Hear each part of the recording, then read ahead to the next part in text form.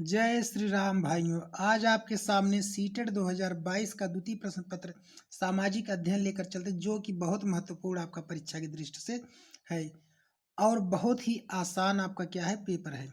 तो चलते हैं प्रश्न नंबर 31 की तरफ। कह रहा है वात दिग्दर्शी का प्रयोग क्या मापने में किया जाता है। तो दोस्तों आप जान लीजिए, वात माने होता है वायु। क्या होता है? वायु होता है। तो वात दिग्दर्शी का प्रयोग क्या चीज मापने के लिए किया जाता है? वायु का वेग या वायु का दाब या वायु की दिशा या वायु का तापमान। तो दोस्तों वात दिग्दर्शी द्वारा हम क्या करते हैं? वायु की दिशा को नापते हैं, मापते हैं।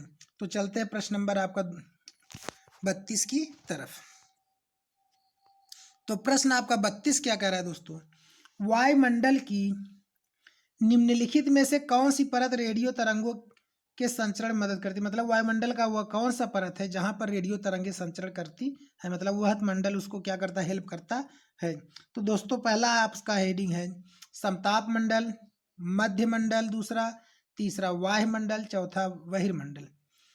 तो दोस्तों देखिए, रेडियो तरंगे जो क्या होती है? संचरण में मदद करती है। समताप मंडल में पूछेगा प्रश्न, तो आपका समताप मंडल में क्या होता है कि आपका जो हवाई जहाज उड़ता है वह चीज होगा। हवाई जहाज किस में उड़ता है? समताप मंडल में उड़ता है। ठीक है। तो आपका जो रेडियो तरंगे संचरण मदद करती हैं, किस मंडल में करती हैं दोस्तों? तीसरा हो जाएगा, वायुमंडल हो जाएगा। चलते हैं प्रश्न नंबर आपका 33 की तरफ। कह रहा है पृथ्वी की विभिन्न परतों को क्रम में आंतरिक से बाहरीतम परत तक पहचानिए। देखिए, आंतरिक से कह रहा है बाहर की तरफ। ठीक है। तो अंदर के परत को हम कहते हैं, क्या कहते हैं? आंतरिक क्रोड कहते हैं या क्रोड कहते हैं। तो आंतरिक क्रोड सबसे पहले हो जाए, अंदर को हम आंतरिक कहेंगे। तो आंतरिक वाला किस किस ऑप्शन में? पहले में है। ठीक है। और दूसरे में है। आंतरिक के बाद क्या आएगा आपका? बाहरी क्रोड आएगा। अंदर के बाद क्या आएगा? दूसरा बाहरी क्रोड होगा। भूपर्पटी माने सबसे बाहर होता है। भूपर्पटी माने क्या होता है? सबसे बाहर। तो देख लीजिए, आंतरिक वाले तीसरे चौथे मिल रहे, भूपर्पटी या परपटी जिसको कहते हैं सबसे बाहर। तो ऑप्शन आपका इसमें क्या बन जाएगा दोस्तों? चौथा बन जाएगा। ठीक है, 33 में। अब चलते हैं आपका प्रश्न नंबर 34 की तरफ। दिए गए आरेख में सूर्य, पृथ्वी और चंद्रमा की स्थिति को ध्यान से देखिए और बताइए क्या यह दर्शाता है। यह आरेख जो है, यहाँ सूर्य, चंद्रमा, पृथ्वी है तीनों, तो 90 अंश के कोण पर है। इसलिए यह क्या दर्शाता है इसके बारे में जान लीजिए। सूर्य ग्रहण को, चंद्र ग्रहण को, बृहद ज्वार भाटा को, लघु ज्वार भाटा को।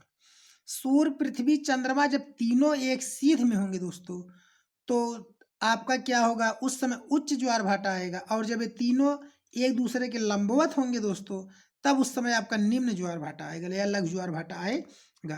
तो चलते हैं दोस्तों, आपका क्या हो जाएगा? ऑप्शन नंबर चौथा हो जाएगा। जानते रहिए, अगर तीनों एक सीधी लाइन में हो जाएंगे, आप ये जानते रहिए, तो आपका क्या हो जाएगा? उच्च ज्वार भाटा माना जाएगा। चलते हैं प्रश्न नंबर हम 35 की तरफ। तो 35 में आपका क्या कह रहा है दोस्तों?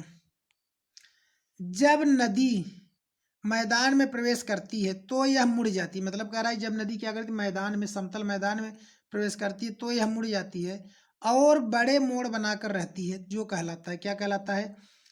तो ऑप्शन कह रहा है आपका तटबंध कहलाता है, या बाढ़ का मैदान कहलाता है, विसर्प कहलाता है, चाप झील कहलाता है। जब नदी मैदान प्रवेश करती है और वो मुड़ जाती है और बड़े मोड़ बनाकर रहती, तो यह क्या कहलाता है दोस्तों? आपका विसर्प कहलाता है। क्या कहलाता है? विसर्प कहलाता है। चलते हैं दोस्तों प्रश्न नंबर 36 की तरफ। कह रहा अधिकांश दुर्गम क्षेत्रों में और आपदाओं के समय लोगों को बचाने और भोजन, जल, कपड़े एवं दवाओं को वितरित करने के लिए यातायात का कौन सा साधन बेहद उपयोगी है। तो आप स्वयं अच्छे से जान रहे हैं दोस्तों कि हमें कपड़ा, जब बाढ़ आया है तो हम तैर के जाएंगे नहीं। ठीक है। दुर्गम आपदा में बाढ़ भी हो सकता है, सूखा भी हो सकता है, भूकंप भी हो सकता है। ठीक है। तो वहाँ हम क्या करेंगे? भूकंप में हम क्या करेंगे? जगह जगह हम चलने में हमें कठिनाई होगा। तो हम उसके लिए सबसे बेहतरीन जो हमें रास्ता होगा, क्या ऑप्शन कह रहा है? वायु मार्ग होगा, रेल मार्ग होगा, सड़क मार्ग होगा, जल मार्ग होगा। तो दोस्तों आपका ऑप्शन क्या बन जाएगा? इसमें आपको बताने की जरूरत नहीं, आप स्वयं यही जानते हैं, वायु मार्ग हो जाएगा। चलते हैं प्रश्न नंबर 37 की तरफ। 37 क्या कर रहा है दोस्तों? भूगोल की वह शाखा जो विशिष्ट मानव जनसंख्या की संरचना के विषय से संबंधित है कहलाती है। मतलब कि भूगोल की वह शाखा जो मानव जनसंख्या की संरचना से संबंधित है दोस्तों, वह क्या कहलाती है? नगरीय भूगोल, जैव भूगोल, जनसंख्यांकिकी भूगोल, मानव भूगोल। तो उत्तर आपका प्रश्न में है दोस्तों जनसंख्या से रिलेटेड की बात कर रहा है, इसलिए ऑप्शन क्या हो जाएगा, जनसांख्यिकी भूगोल। ठीक है, तो ऑप्शन क्या बन जाएगा, तीसरा बन जाएगा। चलते हैं प्रश्न नंबर पहले की 38 की तरफ। कथन क्या कर रहा है, सूर्य गुजरात में अरुणाचल प्रदेश से 2 घंटे बाद अस्त होता है। मतलब आपका अरुणाचल प्रदेश पूरब में सूर्य जब निकलता है उसके जस्ट 2 घंटे बाद आपका गुजरात में क्या होता है, अस्त होता है। 2 घंटे का टाइम होता है। फिर कह रहा है अरुणाचल प्रदेश गुजरात की तुलना में उच्च अक्षांश पर स्थित है। ठीक है, जो अरुणाचल प्रदेश है गुजरात की तुलना में क्या है, उच्च अक्षांश पर स्थित है। तो दोस्तों आपका पहला सही है कि जो आपका क्या है, गुजरात में क्या होता है कि आपका सूर्य 2 घंटे बाद अस्त होता है, सत्य है। और अरुणाचल प्रदेश का जो अक्षांश है वो क्या है, गुजरात की तुलना में आपका क्या है, उच्च है, इसलिए वहाँ प्रकाश पहले पहुँचता है। आपका यह भी सत्य है। तो दोनों कथन सत्य हैं, लेकिन अब देख लेते हैं क्या कह रहा है। कह रहा है ए और आर दोनों सत्य हैं और आर ए को स्पष्ट करता है। आर ए को इसलिए स्पष्ट नहीं कर रहा क्योंकि यहाँ अक्षांश की बात कहा है। ठीक है, तो इसलिए नहीं होगा। कह रहा है ए और आर दोनों सत्य हैं, लेकिन आर ए को स्पष्ट नहीं करता, यही आपका सत्य हो जाएगा। ठीक है, और बाकी एक सत्य एक असत्य वाले तीसरे चौथे होंगे नहीं, तो आपका ऑप्शन क्या बन जाएगा, दूसरा बन जाएगा। चलते हैं प्रश्न नंबर 39 की तरफ दोस्तों। निम्नलिखित में से कौन सा ऊर्जा का गैर परंपरागत स्रोत है। कौन सा ऊर्जा का गैर परंपरागत स्रोत है दोस्तों 39 में। तो ऑप्शन क्या कह रहा है, ईंधन है, प्राकृतिक गैस है, सौर ऊर्जा है, कोयला है। तो एक चीज ध्यान दे लीजिए दोस्तों, गैर परंपरागत स्रोत अगर आप नहीं समझ पा रहे इसमें कौन है, हम मारे ईंधन मारे, प्राकृतिक गैस माने, सौर ऊर्जा माने, कोयला मारे।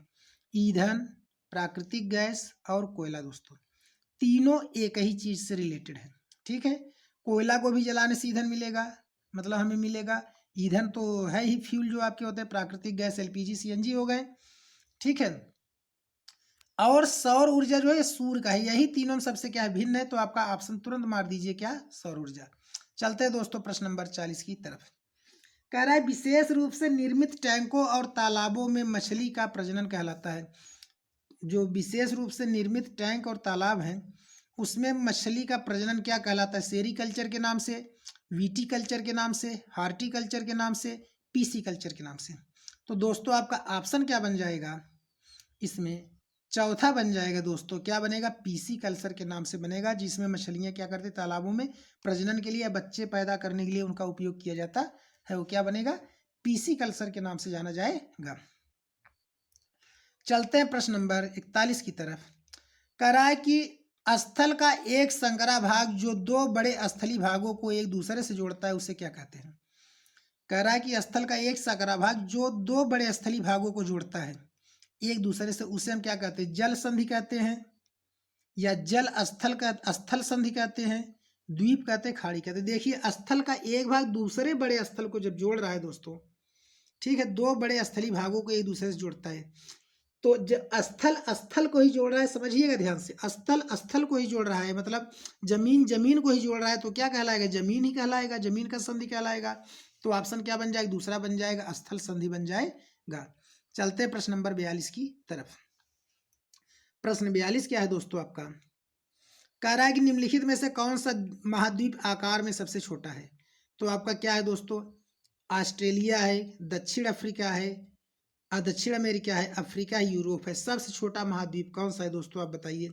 तो जानते रहिए सबसे छोटा महाद्वीप आपका क्या है, ऑस्ट्रेलिया है दोस्तों, क्या है, ऑस्ट्रेलिया है। चलते हैं प्रश्न नंबर आपका 43 की तरफ। कह रहा है उच्च प्राथमिक स्तर पर सामाजिक विज्ञान में शामिल है। क्या शामिल है दोस्तों उच्च प्राथमिक स्तर पर 43 में, इतिहास, भूगोल, राजनीति विज्ञान, मनोविज्ञान, इतिहास, भूगोल, अर्थशास्त्र और समाजशास्त्र, इतिहास, भूगोल, राजनीति विज्ञान और अर्थशास्त्र, इतिहास, भूगोल, राजनीति विज्ञान, समाजशास्त्र। तो देखिए दोस्तों आपका इसमें जो ऑप्शन बनेगा, तो उच्च प्राथमिक स्तर पर सामाजिक विज्ञान में जो शामिल विषय आपके हैं वो क्या होगा, इतिहास होगा, भूगोल होगा, राजनीति विज्ञान होगा, और क्या होगा दोस्तों, अर्थशास्त्र होगा। क्या होगा, अर्थशास्त्र होगा। जानते रहिए यही 4 विषय क्या होते हैं आपके सामाजिक विज्ञान वर्ग में शामिल हैं। प्रश्न नंबर आपका तीसरा हो जाएगा। चलते दोस्तों प्रश्न नंबर 44 की तरफ। कह रहा है आगमनात्मक अधिगम निम्नलिखित में से किस विधा का विरोधाभासी है। ठीक है। आगमनात्मक अधिगम जो है निम्नलिखित में से किसका विरोध करता है? व्याख्यान शिक्षणात्मक का, व्याख्यानात्मक शिक्षण का, संरचनात्मक शिक्षण का, अनुकरण का, निपुणात्मक अधिगम का। तो दोस्तों जो आगमनात्मक अधिगम है वो किसका विधा है दोस्तों? विरोधाभासी है, व्याख्यानात्मक शिक्षण का है। किसका है? व्याख्यानात्मक शिक्षण का विरोधाभासी है। चलते हैं प्रश्न नंबर 45 की तरफ। प्रश्न आपका 45 क्या कह रहा है दोस्तों? कि दिए गए कथनों ए और बी को पढ़िए और सही उत्तर की जांच करिए। ठीक है। कह रहा है आलोचनात्मक सोच धारणाओं के निर्माण तथा विचारों के अनुप्रयोग और विस्तार को बढ़ावा देती है। सही है। आपके जब अच्छे सोच होंगे, आप आलोचना करेंगे तो आपके क्या होगा? विचारों का अनुप्रयोग और विस्तार को बढ़ावा देगा। ये आपका सत्य है। कह रहा है यह दूसरे के तर्कों और विश्वासों को समझने और मूल्यांकन करने में मदद नहीं करता है। यह भी गलत है। आप क्या करेंगे कि जब आप सोचेंगे किसी चीज को तो आप अपने अनुरूप उसको क्या करेंगे? तर्क वितर्क से समझने का प्रयास करेंगे, मूल्यांकन करेंगे कि अच्छे हैं, खराब हैं, क्या है। कह रहा है कि यह इसमें आप नहीं समझ सकते, नहीं कर सकते, मदद नहीं करेगा, तो आपका ऑप्शन क्या हो जाएगा? गलत हो जाएगा। ठीक है। तो कह रहा है पहला आपका सही हो जाएगा, दूसरा क्या हो जाएगा? गलत हो जाएगा। तो देखते हैं। कह रहा है ए सत्य है, बी असत्य है, तो आपका यही हो जाएगा। ठीक है। पहला सत्य, दूसरा असत्य। चलते हैं प्रश्न नंबर 46 की तरफ। 46 क्या है मेरे दोस्तों? अनुभवजन्य साक्ष्य क्या है? अनुभवजन्य साक्ष्य क्या है? इंद्रियों के माध्यम से वास्तविक दुनिया में एकत्रित आंकड़े हैं या फिर अनुसंधान के लिए एक संख्यानात्मक दृष्टिकोण है, मैट्रिक इकाइयों में मापे गए आंकड़े हैं या आंकड़ों के लिए संग्रह में विश्वसनीय तरीकों का उपयोग कर एकत्रित आंकड़े हैं। तो अनुभवजन्य साक्ष्य क्या है? अनुभवजन्य मतलब कि जो स्वयं अनुभव किया गया है। तो ऑप्शन आपका बनेगा दोस्तों, पहला बनेगा इंद्रियों के माध्यम से वास्तविक दुनिया में एकत्रित आंकड़े। आप अपने माध्यम से, अपने अनुभव के द्वारा जो आंकड़े इस दुनिया में देख कर एकत्रित कर रहे हो वही हो जाएगा। तो ऑप्शन क्या बन जाएगा? पहला बन जाएगा। चलते हैं दोस्तों प्रश्न नंबर 47 की तरफ।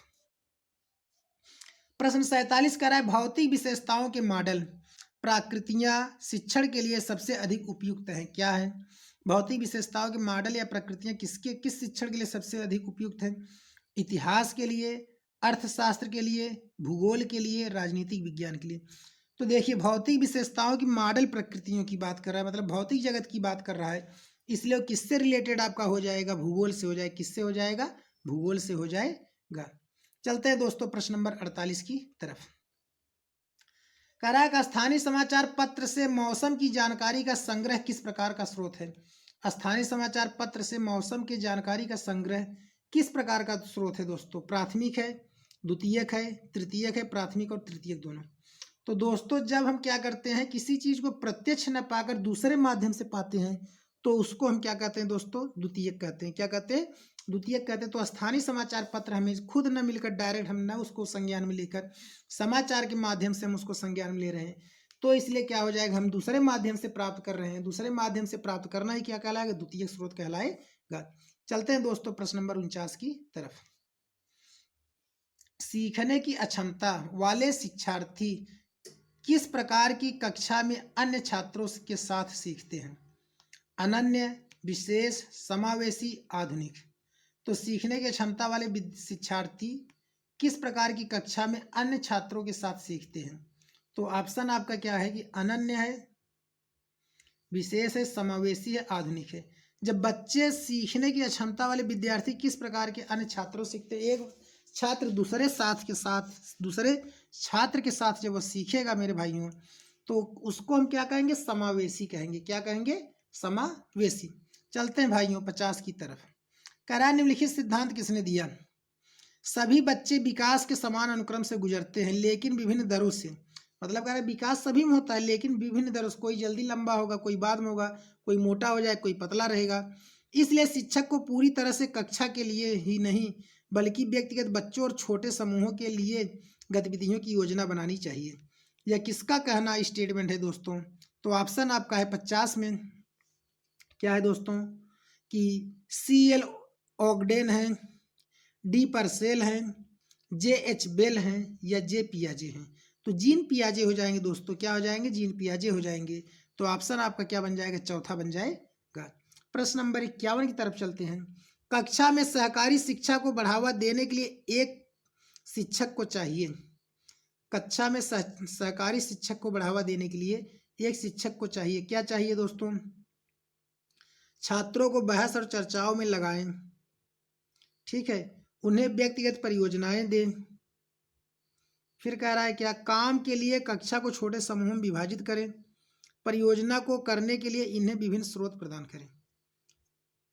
तो कह रहा है कि सहकारी शिक्षा को बढ़ावा देने के लिए शिक्षक को क्या करें? छात्रों को बहस और चर्चाओं में लगाएं। मतलब छात्र जब आपस में एक दूसरे से बहस करेंगे, चर्चा करेंगे, तो उनके ज्ञान का बढ़ावा मिलेगा, आपस में सहभागिता भाग चलेगी। तो दोस्तों आपका पहला हो जाएगा। चलते हैं प्रश्न नंबर 52 की तरफ। कह रहा है एक आत्मनिर्देशित आत्म अनुशासित सोच जो एक उचित तरीके से गुणवत्ता के उच्चतम स्तर पर तर्क करने का प्रयास होती है, उसे कहते हैं, क्या कहते हैं? आलोचनात्मक सोच, जटिल सोच, बुद्धिमान सोच, अमूर्त सोच। एक आत्मनिर्देशित आत्म अनुशासित मतलब आत्म की बात कर रहे हैं, स्वयं से बात कर रहे हैं, तो आपका जो ऑप्शन बन जाएगा आलोचनात्मक बन जाएगा। ठीक है, चलते हैं प्रश्न नंबर हम 53 की तरफ। 53 कह रहा है कि अजंता गुफा चित्रों में इस्तेमाल किए गए रंग निम्नलिखित में से किस सामग्री से प्राप्त किए गए हैं? अजंता गुफा में जो आपके चित्र हैं, कह रहा है पशु अंगों के अवशेष से, ग्रेफाइट से, पौधों और खनिज से, स्लेट से। तो अजंता गुफा में जो रंग बनाए गए हैं दोस्तों, जो पेंट किए गए हैं, वो पौधों के हैं और खनिजों के मतलब आपकी क्या हैं। तो चलते हैं प्रश्न नंबर आपका 54 की तरफ। सबसे पुरानी पांडुलिपियां पर लिखी गई थी। सबसे पुरानी जो लीप थी वो किस पर लिखी गई थी? ताड़पत्रों पर, पत्थरों पर, कागज पर, लकड़ी पर। तो ऑप्शन क्या होगा दोस्तों, आप बताइए। देखिए, सबसे पहले दोस्तों लिखा जो गया था वो आपका ताड़पत्र होगा, पत्थर, कागज, लकड़ी आपकी नहीं होंगे। इतिहास की हम एक बड़ी अजीब ही बात सुनते हैं कि ठीक है, अगर हम पर्टिकुलर बात करें तो इतिहास के तौर पर नहीं, जैसे वैसे हम पर्टिकुलर बात करें तो इतिहास में कभी कभी देखोगे 250 ईसा पूर्व, ढाई मतलब 2500 ईसा पूर्व पहले क्या थे आपके, इस प्रकार के मानव थे या पत्थरों का युग था, ऐसा था।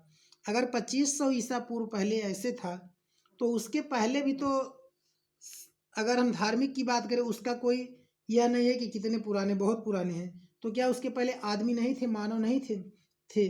तो चलिए इस पर हम नहीं बहस कर सकते क्योंकि इससे मैं पूरी तरह से इस पर क्लियर नहीं हूँ, तो इसलिए इसकी बात नहीं करूँगा। तो कि पत्थरों पर, कागज पर, लकड़ी पर, तो ये जान लीजिए ऑप्शन क्या होगा, ताड़पत्रों पर होगा। चलते हैं प्रश्न नंबर 55 की तरफ। मानव इतिहास में निम्नलिखित में से कौन सी अवधि काल सबसे लंबी थी?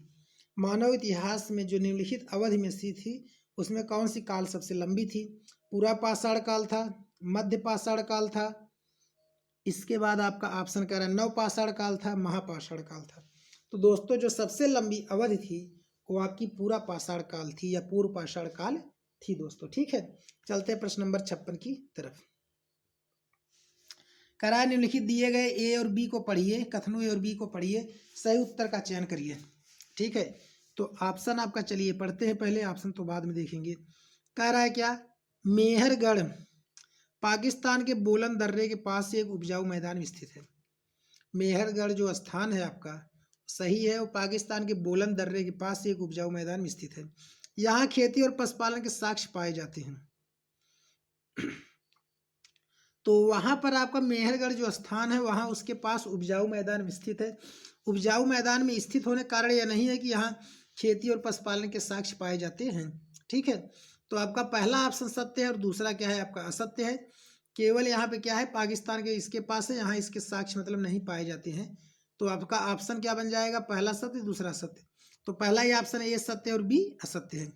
तो चलते हैं दोस्तों प्रश्न नंबर 57 की तरफ। भारत के निम्नलिखित राज्यों में से किस एक राज्य में हड़प्पा के नगर सबसे बड़ी संख्या में मिले? वह कौन सा राज्य था जहां पर हड़प्पा के नगर सबसे बड़ी संख्या में मिले थे दोस्तों? तो ऑप्शन कह रहा है पंजाब था, हरियाणा था, गुजरात था, जम्मू और कश्मीर था। तो ऑप्शन इसमें क्या बनेगा, जो सबसे अधिक मात्रा में मिला था वो आपका गुजरात में मिला था। कहाँ मिला था? गुजरात में मिला था।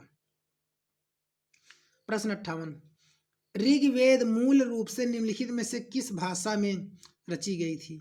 ऋग्वेद जो था वो किस भाषा में रची गई थी दोस्तों? तो जान लेते हैं। प्रश्न नंबर 58 ऑप्शन क्या है? ब्राह्मी थी, पाली थी, संस्कृत थी, प्राकृत थी। तो दोस्तों पहले के जो वेद थे वो एक ही भाषा में लिखे गए थे, संस्कृत में। ठीक है, तो ऋग्वेद किस में रचना की गई थी? संस्कृत भाषा में की गई थी। चलते हैं प्रश्न नंबर 59 की तरफ। कह रहा है 6वीं शताब्दी ईसा पूर्व में मगध महाजनपद के पहले शासक कौन थे? मगध महाजनपद के पहले शासक कौन थे 6वीं शताब्दी ईसा पूर्व में? तो आपको ऑप्शन बताना है दोस्तों। ऑप्शन क्या कह रहा है? महावीर, प्रसेनजीत, बिंबिसार, अजातशत्रु। तो सबसे पहले क्या है? मगध महाजनपद के पहले शासक कौन थे? तो दोस्तों आपका क्या हो जाएगा? बिंबिसार हो जाएगा। ठीक है, अब चलते हैं आपके ऑप्शन नंबर 60 की तरफ। कह रहा है निम्नलिखित में से कौन सा बौद्ध धर्म के त्रिरत्नों में से एक नहीं है? बुद्ध है, धम्म है, अहिंसा है, संघ है। इनमें से कौन सा बौद्ध धर्म का त्रिरत्न नहीं है दोस्तों? तो आपका क्या हो जाएगा? अहिंसा हो जाएगा। चलते हैं प्रश्न नंबर 61 की तरफ। 61 क्या कह रहा है दोस्तों? निम्नलिखित में से कौन राज्यसभा सदस्यों का चुनाव करता है? राज्यसभा सदस्यों का चुनाव कौन करता है? विधानसभा निर्वाचन क्षेत्रों के मतदाता, संसदीय निर्वाचन क्षेत्रों के मतदाता, लोकसभा सदस्य, विधानसभा के सदस्य या विधायक। तो कौन करते हैं दोस्तों? तो ऑप्शन चौथा हो जाएगा, विधानसभा के सदस्य या विधायक। प्रश्न नंबर चलते 62 की तरफ। कह रहा है भारत द्वारा निम्नलिखित में से किस शासन प्रणाली को अपनाया गया है? तो भारत द्वारा जो आपका मतलब भारत ने किस शासन प्रणाली को अपनाया है? संसदीय और एकात्मक है, राष्ट्रपति और संघीय है, राष्ट्रपति और एकात्मक है, या संसदीय और संघीय है? तो जो आपका ऑप्शन बनेगा दोस्तों इसमें संसदीय है और क्या है? संघीय है। चौथा ऑप्शन हो जाएगा। चलते हैं प्रश्न नंबर 53 की तरफ। अनुसूचित जातियों के लिए कितने संसदीय निर्वाचन क्षेत्र आरक्षित हैं? अनुसूचित जातियों के लिए कितने आरक्षित सीटें आपके निर्वाचित हैं? 48 है, 84 है, 47 है, 74 है। कितने हैं आपके दोस्तों? तो ऑप्शन आपका क्या हो जाएगा? ठीक है, तो इसमें तीसरा हो जाएगा, 47 हो जाएगा। चलते हैं प्रश्न नंबर हम आपके 84 हो जाएगा। चलते हैं दोस्तों प्रश्न नंबर आपके हम 64 की तरफ। भारत में अस्पृश्यता प्रथा के कारण निम्नलिखित में से किस मौलिक अधिकार का उल्लंघन किया जाता है? अस्पृश्यता मतलब कि छुआछूत। ठीक है, समानता का अधिकार का, शोषण के अधिकार का, शोषण के विरुद्ध अधिकार का, संवैधानिक उपचारों के अधिकार का। तो किसका होता है दोस्तों? पहला होता है आपका क्या? समानता के अधिकार का। ठीक है, इसी का उल्लंघन होता है, मतलब समानता हम किसी में नहीं दिखाना चाहते हैं, यही उल्लंघन होता है। चलते हैं प्रश्न नंबर 65 की तरफ। कह रहा है भारत के संविधान के अनुसार निम्नलिखित में से कौन सा मौलिक अधिकार नहीं है? शिक्षा का अधिकार, शोषण के विरुद्ध अधिकार, धर्म की आज़ादी का अधिकार, संपत्ति का अधिकार। तो दोस्तों इसमें ऑप्शन क्या बन जाएगा? चौथा बन जाएगा, संपत्ति का अधिकार। ठीक है, चलते हैं दोस्तों प्रश्न नंबर 66 की तरफ। अस्पृश्यता के कारण, अस्पृश्यता के आधार पर भेदभाव को संदर्भित करती है। क्या करती है दोस्तों? शारीरिक विकलांगता करती है, लिंग करती है, जात करती है, वंश करती है। तो अस्पृश्यता के आधार पर भेदभाव क्या करती है? जात के आधार पर। मतलब ये क्या होगा? अस्पृश्यता जो है छुआछूत जो जात के आधार पर भेदभाव को दर्शाता है, कि मतलब ये छोटी जात के हैं, बड़ी जात के हैं, यही भेदभाव दर्शाता है। ठीक है, फिर कह रहा है मुख्यमंत्री को कौन नियुक्त करता है? राष्ट्रपति करता है, प्रधानमंत्री करता है, राज्यपाल करता है, उच्च न्यायालय के मुख्य न्यायाधीश करते हैं। तो दोस्तों आपका ऑप्शन क्या बनेगा? मुख्यमंत्री को राज्यपाल करता है, प्रधानमंत्री को राष्ट्रपति करता है। ठीक है दोस्तों, अब चलते हैं। और उच्च न्यायालय के आपके सर्वोच्च न्यायालय के जो आपके न्यायाधीश हैं उनको कौन करता है? राष्ट्रपति करता है। ठीक है, चलते हैं दोस्तों। राज्यपाल को कौन नियुक्त करता है? राज्यपाल को कौन नियुक्त करता है दोस्तों? ऑप्शन दे रहा है प्रधानमंत्री, फिर इसके बाद मुख्यमंत्री, फिर इसके बाद भारत के मुख्य न्यायाधीश, फिर इसके बाद राष्ट्रपति। तो राज्यपाल की जो नियुक्ति है दोस्तों वो कौन करता है? भारत के राष्ट्रपति करते हैं। ठीक है, और राष्ट्रपति क्या करता है? अपना जो त्याग पत्र है वो किसको देता है दोस्तों? उपराष्ट्रपति को देता है। किसको देता है? उपराष्ट्र को अपना त्याग पत्र देता है। चलते हैं प्रश्न नंबर 69 की तरफ। प्रधानमंत्री का चुनाव कौन करता है? अभी हमने आपको बताया। अच्छा, प्रधानमंत्री का चुनाव कौन करते हैं? मंत्रियों की परिषद, मुख्यमंत्री, सांसद और विधायक। तो कौन करते हैं दोस्तों प्रधानमंत्री का चुनाव? सांसद करते हैं। कौन करते हैं? सांसद। जब जो जीतता है बहुमत से तो उसमें सांसद लोग आपस में निर्णय लेते हैं कि प्रधानमंत्री किसको बनाना है। तो कौन करते हैं? सांसद करते हैं। चलते हैं दोस्तों प्रश्न नंबर 70 की तरफ। करा निम्नलिखित में से किसको भारत का पहला नागरिक कहा जाता है? सिंपल सी बात है दोस्तों, राष्ट्रपति को कहा जाता है। और किसे कहा जाएगा? भारत के मुख्य न्यायाधीश हैं, गृह मंत्री हैं, राष्ट्रपति हैं, प्रधानमंत्री हैं। तो भारत का प्रथम नागरिक हमेशा राष्ट्रपति को कहा जाता है दोस्तों। ठीक है, चलते हैं प्रश्न नंबर 71 की तरफ। निम्नलिखित में से किसको भारत में राज्य का पहला नागरिक कहा जाता है? अच्छा, राज्य का पहला नागरिक किसे कहा जाता है दोस्तों? तो 71 में आपका जो वहाँ राष्ट्रपति होता था, तो आप यहाँ स्वयं जान जाएंगे। उच्च न्यायालय के मुख्य न्यायाधीश, गृह मंत्री, राज्यपाल, मुख्यमंत्री। तो इसमें कौन हो जाएंगे दोस्तों? राज्यपाल हो जाएंगे। ठीक है, चलते हैं दोस्तों प्रश्न नंबर 72 की तरफ। वर्तमान लोकसभा 2014 के बाद है 2014 के बाद कौन सा मतलब लोकसभा हुआ था? ठीक है, तो आपका ऑप्शन क्या है? 13वीं है, 14वीं है, 15वीं है, 16वीं है। तो कौन था दोस्तों? आपका ऑप्शन क्या बन जाएगा इसमें? 72 में 16वीं लोकसभा चुनाव हुआ था। चलते हैं प्रश्न नंबर 73 की तरफ। भारत का वर्तमान राष्ट्रपति कौन है? ये तो आप जानते हैं, उस समय भी आपके वही थे और इस समय भी आपके यही हैं, तो इसमें बदले नहीं है। भारत का वर्तमान राष्ट्रपति कौन है? तो आपके जनरल नॉलेज का है। तो आपके कौन है? नरेंद्र दामोदर दास मोदी, मतलब नरेंद्र मोदी हैं। चलते हैं दोस्तों, सॉरी राष्ट्रपति की बात किया, प्रधानमंत्री थे।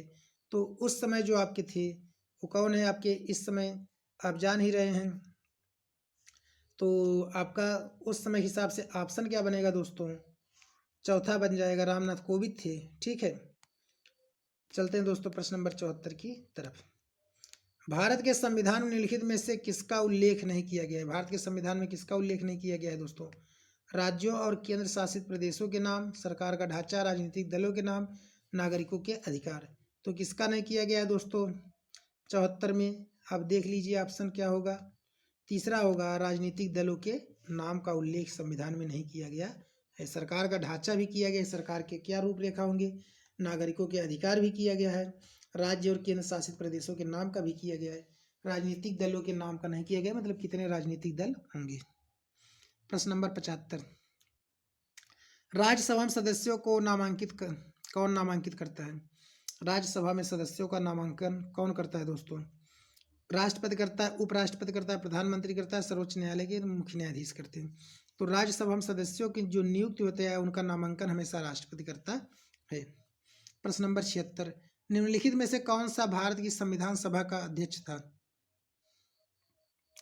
संविधान सभा के अध्यक्ष कौन थे दोस्तों? आपको बताना है इसमें। 76 में सी गोपालचारी थे, BR अम्बेडकर थे, राजेंद्र प्रसाद थे, जवाहरलाल थे। तो इसमें आपका क्या हो जाएगा? डॉक्टर राजेंद्र प्रसाद हो जाएंगे। संविधान सभा के अध्यक्ष डॉक्टर राजेंद्र प्रसाद थे। जवाहरलाल नेहरू ने क्या किया था? उद्देश्य प्रस्ताव को पारित किया था। अम्बेडकर संविधान सभा को बनाने में क्या थी इनकी अहम भूमिका थी, इन्होंने मतलब उसका इन पर नियंत्रण था इनकी। ठीक है, चलते हैं प्रश्न नंबर 77 की तरफ। निम्नलिखित में से कौन भारत का एकमात्र भारतीय गवर्नर जनरल था? ठीक है, भारत का एकमात्र भारतीय गवर्नर जनरल कौन है इसमें से? तो 77 आपका ऑप्शन कह रहा है। डॉक्टर सर्वपल्ली राधाकृष्णन थे, B पट्टाभ सीतारमैया थे, TT कृष्णमाचारी थे, C गोपालचारी थे। तो भारत के एकमात्र गवर्नर जनरल कौन थे? C राजगोपालचारी थे।